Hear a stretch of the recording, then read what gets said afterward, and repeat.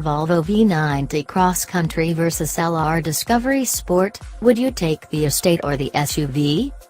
The topic of the SUV killing the station wagon, nay estate, sport tourer, avant or whatever each automaker decides to call them, has been beaten to death in recent years. And still, manufacturers keep rolling out one SUV after another for the simple reason that people line up to buy them. Apparently, Carfection is so fed up with people buying SUVs that they made a video about it. Most petrolheads and motoring journos have been really hard on SUVs and crossovers, as they don't see the point to the body style. Over-the-top tests reveals that the majority are useless at serious off-roading, hopeless on the track and not good at holding cargo. Those are things that one would assume a tall, lengthy vehicle would be good at doing. But the outlet takes a more grown-up approach to the dilemma. They drive both vehicles and then discuss why one would choose a SUV over a wagon. Instead of butchering the SUV, the hosts try to put themselves into the seat of a regular consumer to try to see the benefits of the tall vehicle.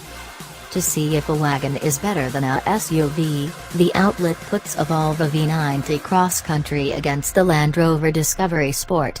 Even though this is the more rugged version of the full-size estate, the former is a no-brainer to petrolheads, but for most consumers it's not that simple. As Carfection found out, the V90 is the prettier vehicle and the more enjoyable to drive. The SUV, though, is the popular body style that everyone is after as it's easier to drive and more rugged.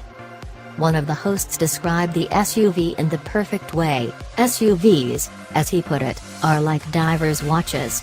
A lot of people have a good diver's watch in their collection, but rarely take it diving, and a very small number, if any at all, push the watch to its limits.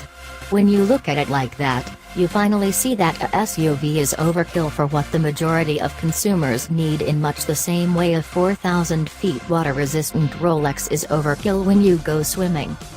Yes, at the end of the day, you don't need a SUV and you'll probably never use it to its full ability. That makes the estate the better choice. But that's missing the point. You won't go diving at the Mariana Trench either, but boy does that sea dweller, or deep sea, look much nicer than a day date.